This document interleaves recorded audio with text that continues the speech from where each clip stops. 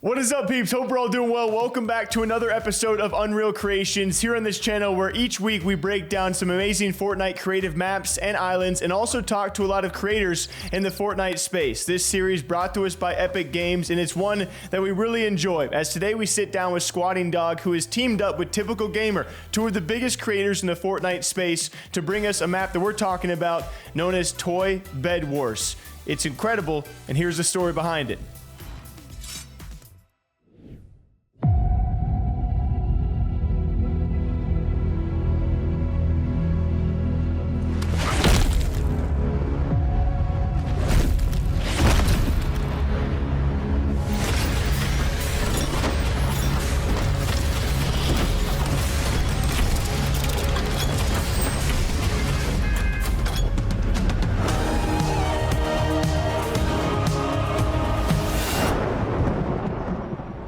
My name's Squatingdog. My friends call me Jeremy. But yeah, I've been content creating since Fortnite came out. I made cheat sheets. So if you got a battle pass, you can maximize it by using some of my cheat sheets. It kind of expedited the process a little bit. That's how I kind of came to fame originally, and then started streaming, and then created an app in the App Store called Squatingdog for Fortnite. Same thing, except it was a little bit more cohesive and a little bit, you have checkoff lists and stuff like that. And now I'm jumping into UEFN, and I've been doing that, and privileged enough to work with some pretty cool creators and build some really cool stuff that have taken off in Fortnite. And with that all being new, it's really exciting space to be in. I was gonna ask, what was that transition then? Like, what was the moment when you decided, like, okay, I've been making these guides, making the app, all of that, but now I want to go into more of this UEFN, Fortnite creative side of things. Like, why did you choose that, and what was that transition like? They released creative like way back when. I'm a highly functioning and creative person, and so I was like, dude, creative, that I can create my own worlds, this is exciting. So I jump in, and you're starting to build, and then you're like, wait, where's the back button? There isn't one. And so there was just these principles that were just, and foundations that were just off, and I was like, I'm good. I'm not gonna waste my time. I'm gonna be so frustrated because I make tons of mistakes, so I'm not gonna jump in. And then when UEFN was like announced, where it's going to be its own separate program that integrates with the game but also has financial backing, that's when I was like, okay, cool, this is more than support a creator. This is now like YouTube. If you make something that's successful, the more people that are watching it, the more you can make. And so that seemed like a more sustainable like thing, and so I was like, I'm gonna dive right into this. I'm gonna learn it, and I've seen nothing but success so far. It's been so fun. You know, like when you play a game and you're like, this game sucks because blah, blah, blah, blah, blah. You can now make the game that doesn't suck in your mind to test that theory to see if you actually suck, or if it's like, no, you're onto something. You can really create a cool game mode, shifting a few mechanics around. And so it's really cool. It's such a game changer for the space, for sure.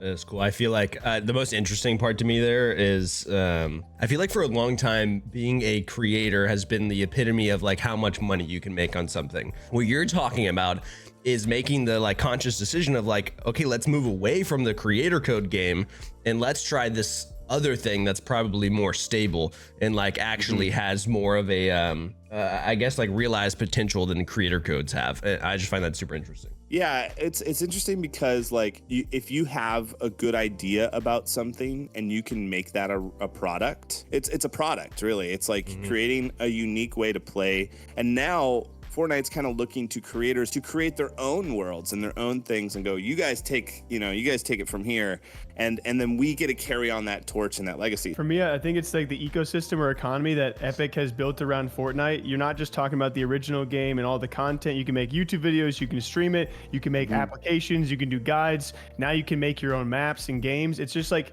the ecosystem they have made around their game to financially support the creators within it is subpar to none. So that's the cool part, especially someone like you who has these hands on so many different things around a game. Like, do you ever consider it to be kind of crazy that you found Fortnite, like as opposed to, there's a lot of other games you couldn't have done this many things with, you know what I mean? Oh yeah, I feel extremely fortunate. I was one of 10 people to get the first support a creator code, so that was just like a surreal thing to see, like that first paycheck come in and be like, I can I can do this, you know, like I can make this my thing. Like, this is exciting. Really quickly, going back, Hunter, as we hop more into the map itself and you as a creative for these islands/maps, can you maybe explain to like a newcomer what your learning curve was like when you first hopped into UEFN and you were like, hey, I want to try and develop these ideas and put them into the game? What was that curve like? You know, you sat down and you really sunk yourself into learning this, you said.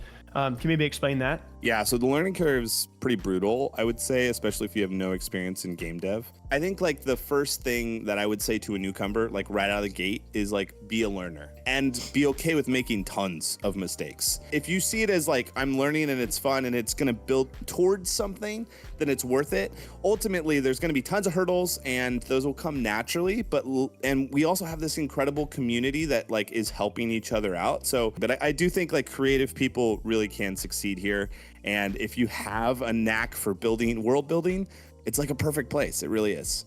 Very cool. I think it's awesome how, you know, there's a bunch of old guys like us, but then there's also like 17-year-olds who are doing this and like getting into it, which I think is incredible. Whether it's like they're solo deving it, doing it themselves, just messing around with stuff, which I think is how like kids become better than everyone else, is just messing around with stuff. Or you have these 17, 18, 19-year-olds joining studios, right, as like specific jobs, like niche jobs, like the sound designers or the graphic designers or motion artists. And I just think it's sick that Fortnite has somehow become this hub of like creatives, I guess is the better way to say it. So, it's tested in real time, right? Like, so like a kid that's like, hey mom, I want to go make a map. That kid can come home with like 30 grand and be like, I did it, mom. Like, you know, like, like it's not like I couldn't do that back then. I would be like, mom, I really want to get into video games. She'd be like, go to college. And that's like so cool. Like, we've never seen that before. By the way, this game pisses me off. If you don't have homies on your side, I don't know if Hunter's had a chance to jump in, bro, but if you could maybe describe to a casual what the concept of Toy Wars is, or maybe if this has drawn inspiration from others. It's based off of a few, you know, UGC platforms, but ultimately there's a similarity across most of them, which is like protect your bed. And so you're a toy breaking out into this world, and you have to upgrade your toy box. Your toy box needs batteries because, of course, you know, it doesn't come with batteries. So you grab batteries from like little islands in the map. It's essentially in this massive room. You're not allowed to touch the ground. So you're trying to get to these like islands that have batteries on them and bring them back to your base. The more you do that, the more your base upgrades. So you can heal your team. You can set up lasers. You can put up a turret. You can fly, whatever, right? So there's like all these really cool like things that upgrade your base. And then in the middle, there's this battle bus that we designed to actually turn into a mech.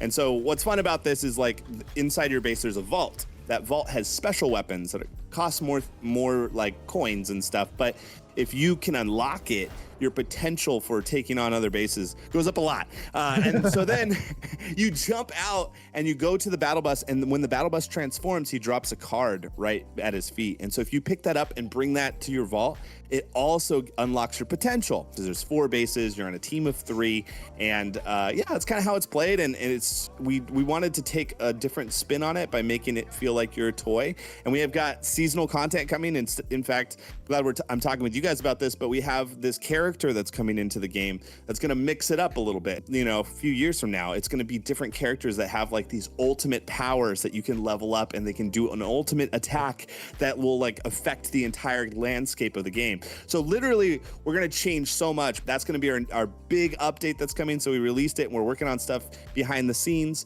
but it's going to be a lot of fun. I'm really excited for you guys to try this. Then closing question here. Obviously, it seems like you guys are going to keep investing for like years to come. I feel like you've said, what's the future of UEFN look like? You think this is going on for 20 years? You know, like where's this headed? Yeah, that's my hope. I think there's going to be a lot of things that Epic needs to prioritize for it to be successful. In any game you play, persistence, which is like when I eliminate a boss, I then leave my game and I come back and that boss is still eliminated. That persistence is so crucial to all games. And currently how most of Fortnite and all these maps are working is without that. This is all success based off of people can't save anything. Like that's pretty wild. So it's like a one and done game a lot of times, unless there's some sort of incentive to keep playing. Fortnite has been around for a while, and they know that how important that is. So I think they're just taking time to do that right. But I think once we get persistence, we're going to see a whole nother level of content creation. But I think once it is